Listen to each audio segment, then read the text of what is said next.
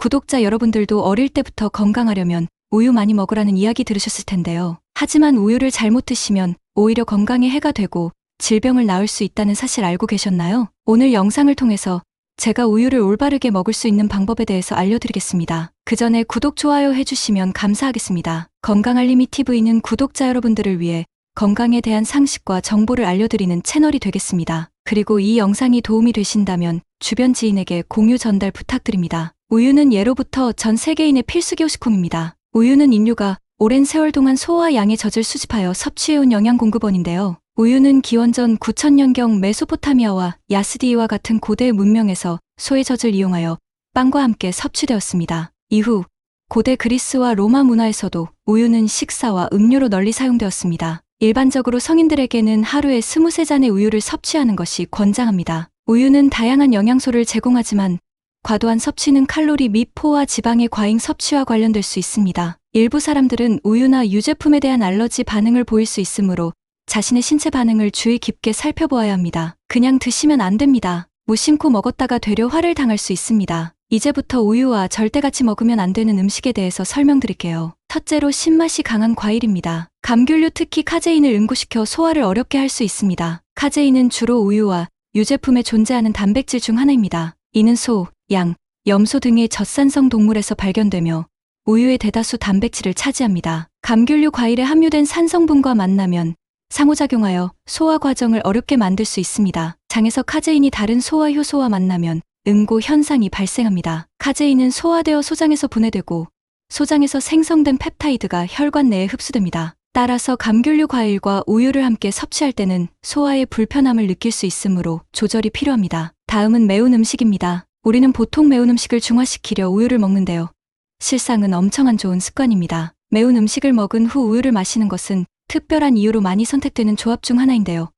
캡사이신은 지용성이기 때문에 우유의 지방이 이를 흡수하고 완화시켜주는 역할을 합니다. 하지만 속쓰림, 위산 역류, 민감한 위 등의 건강 상태가 있는 경우 매운 음식과 우유를 함께 섭취할 때 위험할 수 있습니다. 위산 분비가 과도한 경우나 위산 역류와 같은 위장 문제가 있는 경우 과도한 양의 우유를 섭취할 때 불편함을 느낄 수 있습니다. 마지막으로 단 음식입니다. 설탕은 칼슘 흡수를 방해할 수 있는 요소 중 하나인데요. 설탕을 과도하게 섭취하면 우유에 들어있는 칼슘 흡수에 영향을 미칠 수 있습니다. 당을 섭취하면 혈액의 피가 산성으로 변할 수 있습니다. 이러한 산성 환경에서는 몸이 중성을 유지하기 위해 칼슘을 사용하려고 하며 이로 인해 뼈에 저장된 칼슘이 빠져나갈 수 있습니다. 탕 섭취는 혈당 농도를 높일 수 있고 이에 따라 인슐린 분비가 촉진됩니다. 과도한 인슐린 분비는 신체 내의 칼슘 배분에 영향을 미칠 수 있으며 이는 칼슘 흡수를 감소시킬 수 있습니다. 설탕 과다 섭취는 신장에서의 칼슘 배출을 촉진할 수 있습니다. 이는 체내의 칼슘 농도를 낮추고 결과적으로 칼슘 흡수에 부정적인 영향을 미칠 수 있습니다. 칼슘 흡수를 높이기 위해서는 설탕과 함께 다양한 영양소가 풍부한 음식을 섭취하는 것이 도움이 될 수 있습니다. 또한 식이섬유, 비타민 D, 마그네슘 등도 칼슘 흡수에 도움이 되는 영양소들이므로 이러한 영양소를 충분히 섭취하는 것이 좋습니다. 설탕을 우유와 함께 섭취할 때 이는 혈액피에 영향을 미칠 수 있습니다. 설탕은 산성 음식으로 분류되며 섭취되면 혈액의 산성도를 증가시킬 수 있습니다. 우유는 반면에 주로 알칼리성을 띠는 식품 중 하나입니다. 혈액의 피는 상대적으로 안정되어 있으며 몸은 여러 메커니즘을 통해 혈액 피를 일정한 범위에서 유지하려고 합니다.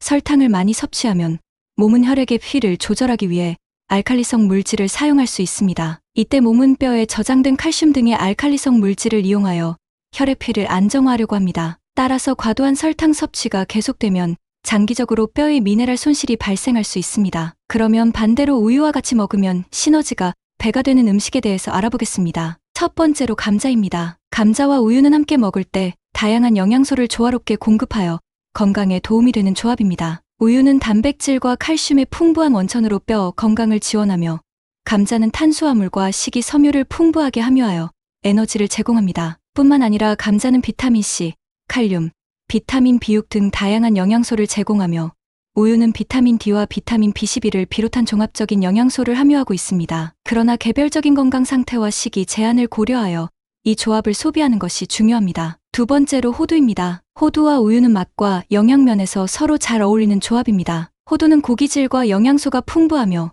우유는 단백질과 칼슘이 풍부합니다. 이 두 재료를 함께 섭취하면 맛과 영양을 더욱 풍부하게 즐길 수 있습니다. 호두 우유를 만들어 먹거나 호두를 씹어 먹는 것도 좋은 방법입니다. 또한 호두를 우유에 넣고 시리얼과 함께 먹거나 요거트에 호두를 추가해 먹을 수도 있습니다. 호두와 우유는 상호 보완적인 영양소를 가지고 있어 함께 섭취하면 건강에 도움이 됩니다. 개인의 식이 요구나 알러지 여부에 따라 적절한 섭취량과 방법을 고려해야 합니다. 음식을 조리하거나 조합할 때 개인의 취향과 신체 상태를 고려하여 적절한 선택을 해주세요. 다음은 남녀노소 좋아하는 초콜릿입니다. 우유와 초콜릿은 맛뿐만 아니라 건강에도 다양한 이점을 제공하는데 이 두 재료를 함께 즐기면 더욱 특별한 효과를 얻을 수 있습니다. 첫째로 칼슘 공급이 있어 뼈와 치아 건강을 촉진하며 둘째로는 다크 초콜릿의 항산화제 효과로 심혈관 건강을 지원합니다. 세로토닌과 엔도르핀 생성을 도와 스트레스를 완화하며 간편한 에너지 공급과 함께 혈당 변화를 안정화시켜 에너지 부족을 예방합니다. 또한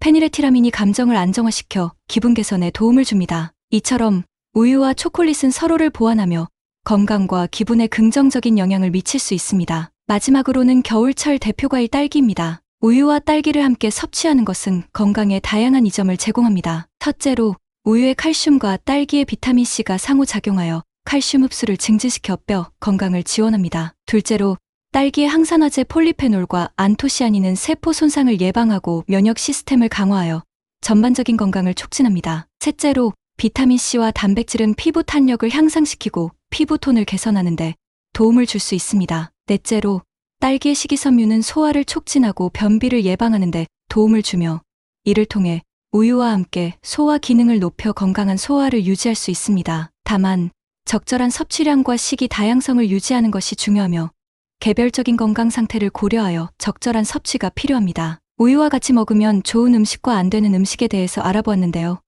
이러한 음식과 별개로 우유나 유제품을 소화시키지 못하는 유당불내증을 가지신 분들은 더욱이 조심하셔야 합니다. 유당불내증은 우유나 유제품을 소화하는데 필요한 효소인 유당분의 효소의 부족으로 인해 발생하는 소화장애입니다. 이 효소의 부족은 유당을 소화하지 못하게 하여 소화불량, 복통, 설사, 구토 등의 증상을 일으킬 수 있습니다. 유당은 우유와 유제품에 대부분 존재하는 당류로 소화되면 포도당과 갈락토스로 분해됩니다. 하지만 유당불내증을 가진 사람들은 유당을 분해하기 위한 효소인 유당분의 효소락테이스가 충분히 생성되지 않거나 전혀 생성되지 않는 경우가 있습니다. 유당불내증은 선천적인 유전적인 요인에 의해 발생할 수도 있으며 소화계 질환, 소장수술, 소장감염 등이 원인이 될 수도 있습니다. 유당불내증을 가진 사람들은 우유나 유제품을 섭취할 때 증상이 나타나므로 이러한 식품을 피하거나 유당분해 효소 보충제를 복용하여 증상을 완화할 수 있습니다. 유당불내증이 의심된다면 해당 증상을 겪는 경우 의사를 방문하여 정확한 진단과 조언을 받는 것이 좋습니다.